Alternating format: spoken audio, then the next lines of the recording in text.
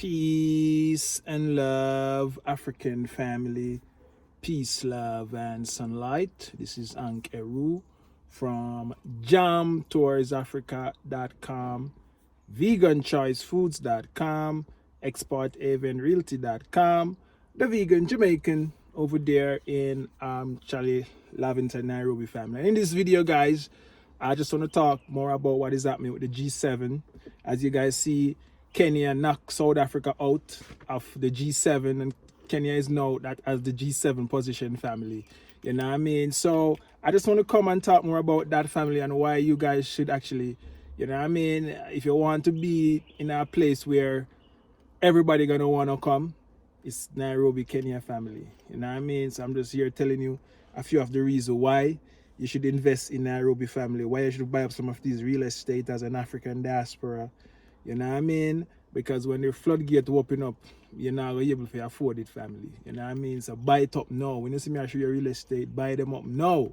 You know what I mean? Because you guys don't see what is happening that, you know, South Africa right now, it's like they're not no diplomatic order. It's like that this just cripple South Africa, this xenophobic thing where them create and instigate, you know what I mean? It cripples South Africa right now. So that's the reason why you see Kenya take the lead right now for Africa, because now Nairobi will be the city of Africa family. You know what I mean? Nairobi will be the one that actually, you know what I mean, Africa will be the one that running the order of the world, and it's gonna start from Kenya and spread out elsewhere within East Africa family. So when you see you know, Kenya, you know, them start want to include Kenya in the G7 because everything is already planned out family. You know what I mean? So you know what I feel like Kenya is just there, you know, just like that. You know what I mean? It's just that now we have to have somebody that can negotiate and actually, you know what I mean, with a strategical negotiate that it benefit Africa. Because now, guys, I was thinking about it, guys. The sun rises from the east and sets near the west.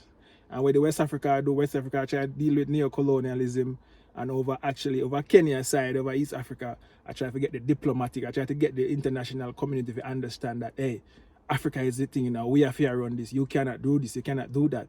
You know what I mean? Because we have the power. You know what I mean? So Kenya will be the one to deal with the diplomatic order of things. And then West Africa, they want to fight in neo-colonialism. Then when Kenya create the system that the world is supposed to follow, then the entire Africa adapt it. You know what I mean? And Europe adapt it. Who know adapt it perish? Because them time there are gonna be the most higher rain. I know man a rain, I know man law, a God law around the earth. You know what I mean? And I was reading something online, and I was saying that Mount Kenya is older than over 3 million years old, older than all of these pyramids that them see in Egypt. They say Mount Kenya did a long time, so you don't know Mount Kenya is like a portal family. You know what I mean? And if anybody forget actually you know, take up in the rapture, or anybody supposed to actually you know what I mean, I don't know which one of those man the most I did actually, you know what I mean, take up in a chariot or whatever. Highly unlikely, mostly down at the earth you go family, not up in the sky. You know what I mean? Most likely down in the earth. Some underground life and earth and, you know what I mean, planet. You know what I mean? And the portal, the pyramids, them and the mountains are like the portals to enter family. So every country have them portal. You know what I mean? So think about it like that, family. So Mount Kenya is one of the portal. It's a very important portal, family. And if you think, you know what I mean, when you see some news online, if you say to yourself, say, what is wrong? Everybody want to be Kenyans. Everybody want to be like, hey, you know, the people are say, hey, they want Kenyan data and all of this madness. Everybody wants something to do with Kenya, family. Just ask yourself why. You know what I mean? And that's the reason why, family, because the most are going to start rain, and it's going to rain from Kenya. See, as you can see, family, Donald Trump and the president of Kenya, actually, why Kenya replaced South Africa at the G7. So I normally check out Caribbean, Westland Connect. You know what I mean? So for here, South Africa was the regular guest at the G7, but this year Kenya got the invitation instead. France insists that decision wasn't political. The bigger the story may be that it's changing global order. Countries that can build trust, bridge interest, and exercise regional influence and becoming harder to ignore. Yeah. So you see, you know, Kenya is becoming so harder to ignore, family. It's like as G7 leaders gathers in from June 15th to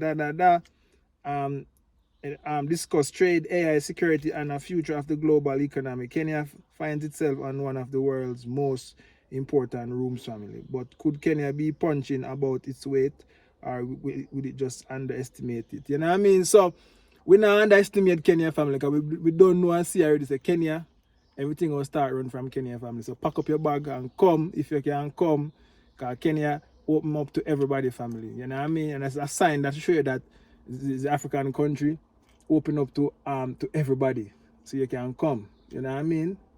So I tell you, I tell no family. You know what I mean? Say when you can come. So when you see me I do these things, family, it's just to show you that Kenya is open. And if you guys serious about actually coming, it's a serious time now, because you see when the president after the country start get accepted into actually G7, it's like the takeover. You know what I mean? The international community want to recognize Kenya as the capital city of Africa. That exactly, you know, no matter you fight one Africa, one this, it will come to pass, family, because no, that's how it is. You know what I mean? So it's strategic. Where you think the UN come in a Nairobi, because now them know that Kenya gonna be the capital city. That's where everything, because you know, because of South Africa, what is happening in South Africa now? You know what I mean? Nobody, you know, South Africa is like South Africa is like going through a coup right now. It's like a big fight is going on in South Africa. Even the economy now, Ghana want to shut down everything in South African own and all kind of them things. So, you know, all of these things, you know, have a cripple Babylon system. And when you see these things happen, family, have a cripple Babylon system. Because once South Africa get crippled, all of those old colonial, you know what I mean, imperialist money, you know what I mean, get dashed out. You know what I mean? You have to run go somewhere else with that. But you can't stay in South Africa with it, because, you know what I mean, nothing now work for you. Because, you know what I mean? Another thing, Kenya now, the economy in Kenya is owned by the people. You know what I mean? And actually, no matter if the government want to do their thing, the people are going to shape Kenya. And that's the reason why Kenya is going to, the people, and that's the thing, you know, the democracy is all about for the people. And if you're not serving the people and give the people what they want, it's the dictatorship. So, we don't know if Kenya are going to be the one where the people are set the rules and make sure say everything is in order, and then the world are going to copy it. Something similar like that, family. Because God worked through man, and it's not no miracle going to fall from the sky, but you just wake up one day and realize you're in paradise. Well, anyway, guys, one love, God bless, Jamaica. And, you know, I'm doing this video to let you guys know that we're having actually a 6-day tour in Nairobi, all inclusive. You just pay your plane fare and you pay me $1,188 and everything covered. Luxury hotel, you know what I mean, the tours, the information, you know what I mean, all of these things, the real estate tours, everything coming to everything, family. You know what I mean? You come in Nairobi and you get plugged into the system. You know, come into Nairobi and try to discover it for yourself, or try to figure it out, getting scam here and there, get into bad deals and get into the wrong people and all kind of these things. You know what I mean? You come networking from the top. You know what I mean? You come, get ready to go. Once you have your money and once you can actually invest, ready to go, family. No, you know what I mean? So simple and so easy. Business in a box. You know what I mean? So this tour is for people who are serious about actually relocating back, coming back, invest. You know what I mean? People who actually realize that, yo, Africa, you know what I mean? If I should go out, my body will be laid to rest in Africa. People who thinking like that, you know what I mean? And realizing and see what is happening. You know what I mean? The new world order is all gonna run and rule from Africa, family. Anyway, guys, one love, God bless, Kenya, Jamaica.